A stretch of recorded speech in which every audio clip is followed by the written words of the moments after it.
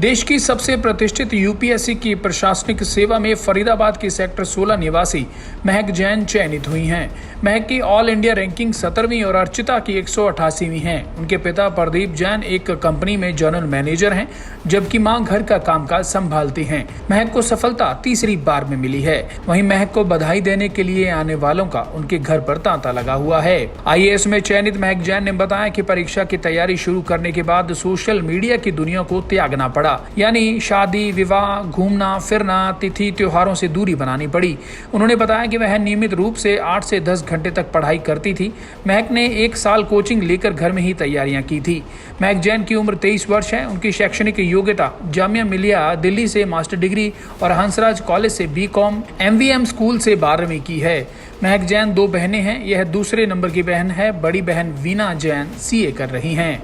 वहीं आईएएस में चयनित महक जैन के माता पिता ने अपनी बेटी की सफलता पर बधाई दी और कहा कि उनका हृदय खुशी से गदगद है। महक जैन तैयारी जो है ये एक साल भर का प्रोसेस है। पूरा 3 स्टेज है एग्जामिनेशन के।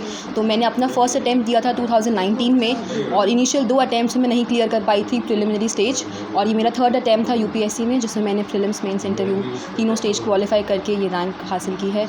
कितनी मेहनत लगी आपकी इस मुकाम तक पहुँचने में? मेहनत तो बहुत लगती है, क्योंकि कांस्टेंट आपको एवरी डे कम से कम 8 to 10 आवर्स की मिनिमम स्टडी करनी पड़ती है। उसके अलावा एग्ज़ाम्स जब पास होते हैं तो 12 घंटे 14 घंटे, पर मैं घंटों को ना देखते हुए अपने टारगेट्स को ज़्यादा ध्यान में रखती थी। सोने से पहले अपना नेक्स्ट डे का शेड्यूल प्लान करती थी कि किस तरह से मुझे क्या टॉपिक्स कवर करने हैं, और मेरा ध्यान उस पर ज़्यादा होता था कि क्वालिटी स्टडी की जाए rather than number of hours की कितना पढ़ा कितना नहीं। तो कितनी कठिनाई आई इसमें? कठिनाइयाँ बहुत आई, क्योंकि जैसे कि पहले जो मेरे 2 अटैम्प्ट्स थे इनिशियल, उनमें तो मैं प्रिलिमिनरी स्टेज ही क्वालिफाई नहीं कर पाई थी। तो सेल्फ डाउट भी आता है कभी कभी कि मैं कर पाऊँगी या नहीं कर पाऊँगी, बट फैमिली का सपोर्ट था और अपनी मेहनत पर, अपने लक्ष्य पर विश्वास था। तो दोबारा मेहनत करी, दोबारा से स्टार्ट किया और आज ये। माता पिता का सहयोग कैसा रहा? माता पिता का मैं कहूँगी सबसे जो इम्पॉर्टेंट पिलर था मेरी प्रिपरेशन का, वो मेरी फैमिली का सपोर्ट ही था। क्योंकि इनिशियली जब मैं खुद पे भी थोड़ा डाउट आने लग गया था कि होगा नहीं होगा, कैसे मैनेज करूँगी, साथ साथ मास्टर्स भी चल रही थी, कॉलेज भी था, तो मैनेज करने में दिक्कत होती थी। तो हमेशा मम्मी मोटिवेट करती थी कि नहीं करोगे, प्लानिंग है, टाइम मैनेजमेंट है, करने से ज़रूर होगा। तो उनका काफ़ी सपोर्ट रहा। इससे ज़्यादा मेरे जीवन में कोई खुशी नहीं जी।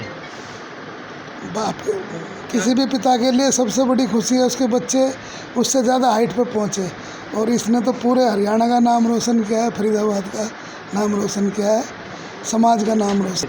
दिनचर्या तो इसकी ये थी कि ये खुद डिसाइड करती थी, लेकिन हम जब भी देखते थे ये पढ़ती रहती थी और अपने आप शेड्यूल करती थी। हमारा उसमें कोई गाइडलाइन नहीं थी, ये अपने हिसाब से तैयारी करती थी। जनरली ये रात को ज़्यादा पढ़ती थी, दिन में सो। हमारी ये बिटिया शुरू से स्कॉलर है। हमने इसको शुरू से मोटिवेट किया कि तुम किसी भी अच्छे उसके लिए जा सकते हो, टारगेट के लिए। तो इसने कहा मैं यूपीएससी का एग्ज़ाम दूं क्या। हमने इसको हमेशा मोटिवेट किया। जब भी इसको कभी कोई परेशानी होती थी या ये डीमोटिवेट होती थी, तो इसकी मम्मी और हमेशा यही कहते थे कि बेटा तू मेहनत बहुत करती है, एक दिन सफलता ज़रूर मिलेगी। नीलिमा जैन।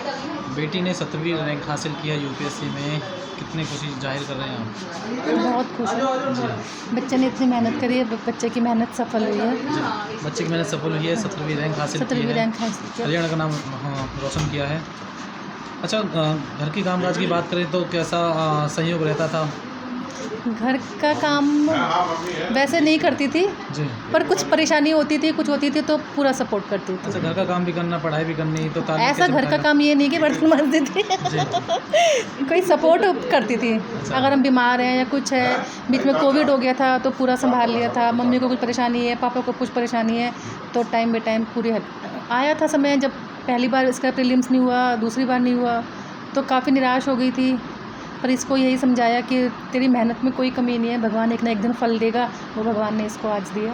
अच्छा, बच्चे डिमोटिवेट हो जाते हैं, उस डिमोटिवेट से बचने के लिए क्या ऐसा काम किया आपने? बच्चों को समझाना ही एक पेरेंट्स का काम होता है। बच्चों को सही राह पे डालना, थोड़ा धर्म की तरफ डालना। बच्चों को मंदिर जाते हैं, पूजा पाठ करते हैं, थोड़ा मन को शांति मिलती है, दिमाग डाइवर्ट होता है, तो वो कुछ सोचने समझने के लिए प्रिपेयर होते हैं अपने।